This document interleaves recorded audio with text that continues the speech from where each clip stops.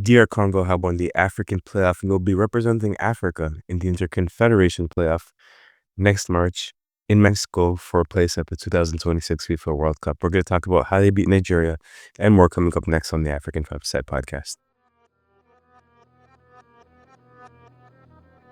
Hello, everybody. Welcome to another episode of the African Football Report on the African 5-Side podcast. My name is Maher Mezahi, and as always, this is brought to you by africasaCountry.com. And this week, what I'm going to have to plug on africasaCountry.com over the next week, 6 or 7 days, is a Rolani Mokoena interview. So it hasn't been published yet, but it finally got recorded today. Technically Sunday, the 16th. But man, today was one of those days. I mean, it seemed like the entire universe was conspiring against me so that we wouldn't get this interview done. I woke up, I was supposed to drop my daughter off at daycare, pick up the coach at the training complex, do the interview, come home, chill day, nice day. I wake up, get in a fight with my wife. I feel cool because I hang up on her. 200 meters later, car breaks down. Gotta call her back, even though I'm the one that hung up. Can you come get the car, please? She comes and gets the car, take my daughter in a taxi, get into another taxi, pick up the coach, get into another taxi, get to the studio. So my daughter comes home with food poisoning, 3 hours of crying. I say all of this to say the Volani Mukbang interview has been secured, inshallah, as long as everybody at the studio did their job, which I think they did. Number one. So I think you guys are going to look forward to that. It's 90 minutes of, I think, really productive, really insightful conversation. And number two, I also say this to say that I had one eye on this match and everything else was just going on, was a whirlwind in my life. So if I get some small details wrong, that's probably why, but I think I had a good idea about what went on today. Let's talk about football. Nigeria go back to their 4-4-2, the diamond 4-4-2. I thought last match it was the midfield is more like a box 2-2. This one was more like a 1-2-1, a real diamond. To be honest, I think this was their best formation. Alongside the defensive lineup where they had Benjamin Frederick as a right back, Maher Mezahi as a center half alongside Calvin Bassey. I wanted them to line up like that for the Gabon match, and obviously they didn't. Frank Onyeka sort of earns his place back in midfield after I think he was prioritized because he earned the coach's trust after scoring that late goal against Benin. And the reason why I like the 4-4-2 diamond for Nigeria, or if you want to call it like a narrow 4-3-3 or whatever, just because particularly in this match, I think you need a central overload to take on a very physical Congolese midfield. So I don't think outright tactics were off by the Nigerian coach. I thought they were pretty decent, and the strong start in the first 30 minutes, I think, proved that point. As for DR Congo, they also lined up with a 4-3-3, and also my favorite lineup for DRC. I think the Nkele Mukau, Samuel Mutesami, and Noah Siddiqui is their best midfield. Again, it has a lot of bite, a lot of physicality. Elia Meshek and Nathaniel Mbuku, I think, are their most dynamic wingers, alongside with Sibenga, actually. So, but those two, I think, should be starting. The only other move I would have made was start Fiston Mayele instead of Cedric Bakambu. But Bakambu ended up playing decently in this match. So again, I think both coaches got it right going into this match. Last pre-match note really is Chancellor Bembo celebrated 101 caps. And he just knew with that number he was going to do something special. So the first half starts and Nigeria start really well. I was really impressed by their press. High press. And I was thinking to myself immediately, there's no way they're keeping that up for 90 minutes because it was very high up the pitch. Osimhen was the trigger, but everybody, it was like a man-on-man press. Everybody was participating, and they were suffocating Congo when Congo had any bit of possession in the first few minutes. And then in the third minute, they scored. And it's again, with that skinny 4-4-2 diamond, you have fullbacks are practically the only ones providing width, or maybe the strikers running the diagonal runs.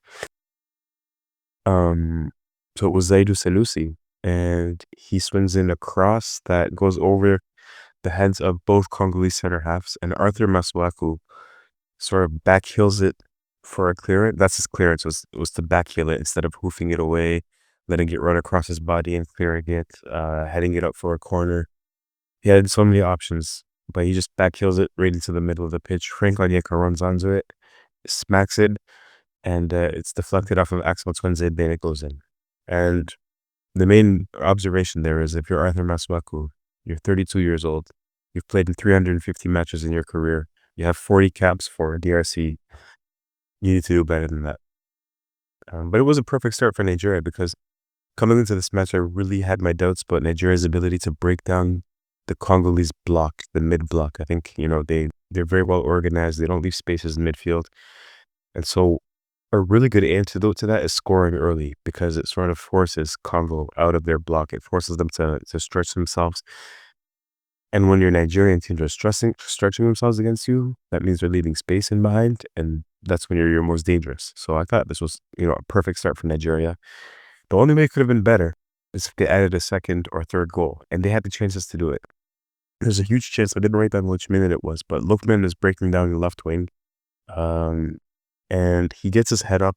Osimhen is making the run, and I think if Lookman plays the early pass in, he has Osimhen for a tap, and he doesn't play the early pass in. Instead, with his left foot, he hits a cut back to, I think it is Ndidi and Chukwueze, who are occupying the same spaces, or maybe it's Onyeka and Chukwueze, and they trip over the same ball. I think they both try to shoot, and that could have easily been 2-0. And if it's 2-0, then we're talking about a completely different match. Instead, they run into each other, and Congo easily takes over possession and takes the ball out. Then even in the 31st minute, Osimhen, another making a powerful run off the right flank, charges toward the box. Just the low cross is breaking up by Lionel Mpasi. If he gets that pass over to Lookman, again, that's 2-0. This is a different game. And 1 minute later, actually, Congo equalized, and it's Ilya Meshak who breaks away. I almost forgot he was that fast. He starts the move by knocking the ball into space, running after it, releasing Cedric Bakambu, who's making a run. Even Bakambu a little bit more dynamic than I remember him being. Usually I think of him as not sluggish, but not necessarily the most electric striker. And he does a step over and perfectly times a cross. Wilfred and Ilya Meshak plays the ball into Bakambu and makes the run inside. Beautiful. Really, he created that goal. Starts the move, continues the run, and Bakambu saw him, and he always knew he was going to go back to him. Step over, cross. Ndidi was trying to follow Ilya Meshak. He just didn't have the pace, and he dinks it over the goalkeeper and into the net. The end of the first half wasn't much, except I think Congo got a little more comfortable. But if you take the entire 45 minutes, Nigeria bossed that first half, especially the first, up until the goal, the first 31 minutes. Again, they should have been up 3-0. And not only were they creating more opportunities, but they had more possession of the ball. They were pressing, they were suffocating. Congo sort of grew into the match, but early on, their only chances were like maybe corner kicks, and they kind of grew into it towards the end of the first half. But again, going into the first half, you think to yourself, okay, Nigeria is really comfortable here.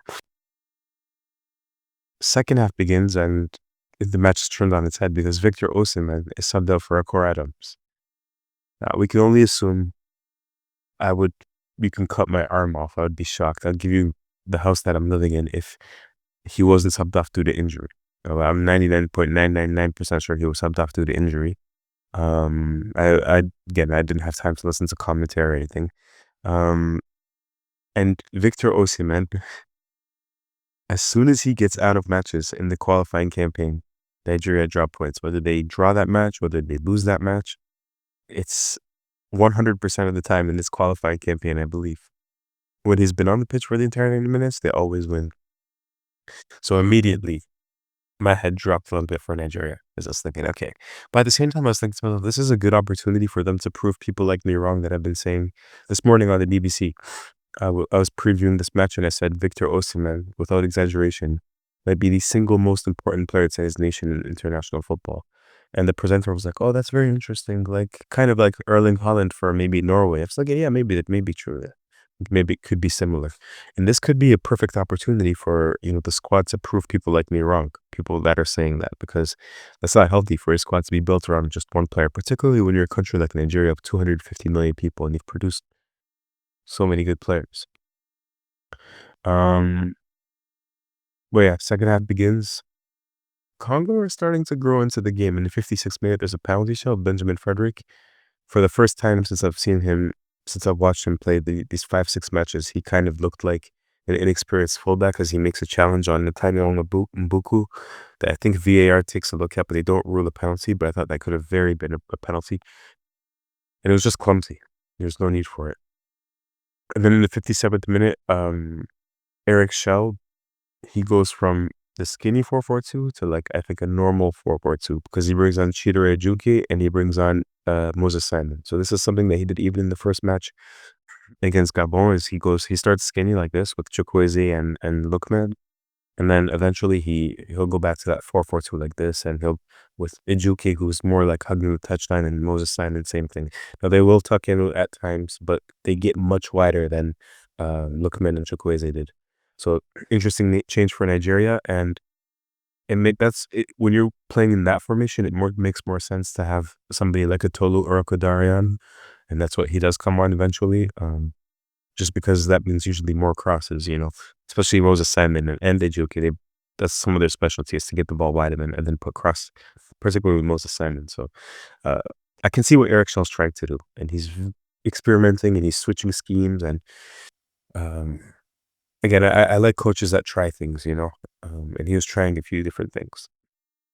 For DR Congo, Fisa Mele comes on in the 60th minute. And from the 60th minute to the 70th minute, it's released. Newsfest. Nigeria are on the ball a lot, but slowly but surely, especially towards the end of that second half, DR, they, Nigeria can't break down the DR Congo mid block. DR Congo are start beginning to counter effectively. And then towards the end of the second half, they're on the ball and they're taking the game to Nigeria. They have possession of the ball, and Nigeria are the ones defending now in a low to mid block. Yeah, for the last 10 minutes, DR Congo did all the pushing, taking control of the match.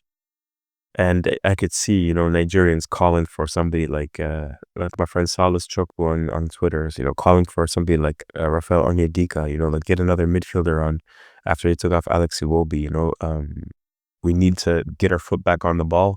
The midfield is being overrun.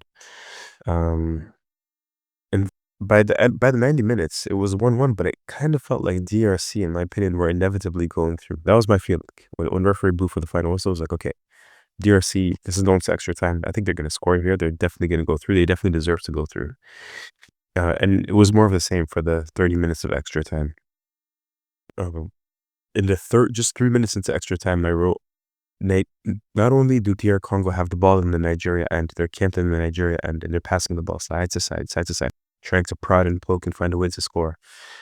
The last line, the center halves, are 10 yards into the Nigerian end. That was shocking to see, like how encamped they were in Nigerian territory. Fiston Mayele has a chance in extra time. If Fiston Mayele gets a cross from the right, he takes a touch, shoots on the turn, but it takes a slight deflection and goes over the bar. Tolura Kodara gets his one and only chance in the 103rd minute from Bruno Onyemaechi cross, but his header is over the bar as well. Noah Siddiqui scores in the 108th minute, but it was quite clearly ruled a foul, in my opinion. He kung fu kicked Bruno Onyemaechi in the head, but scored as well. But one observation that I made for DR Congo, and this is a credit to Sebastian de Sabre, is in that match against Senegal where they lost 3-2, which could have defined DR Congo in this World Cup qualifying campaign, there were a few problems. Number one, 5 of their starters were playing in their very first match of the season. Players like Yohan Wissa, I don't know, there was like 5 of them. I'm not remembering. I think Twanzebe, Wan-Bissaka. And then in the second half, they were winning 2-0. As they saw that match sort of get away from them, one of the main criticisms for Sebastian Desabre is he either didn't see that the match was getting away from him or he wasn't reacting and there was no plan B. Here, I could see a plan B. He was using players like Sipanga, forgetting the name of the Celtic winger, but he was doing a great job as well.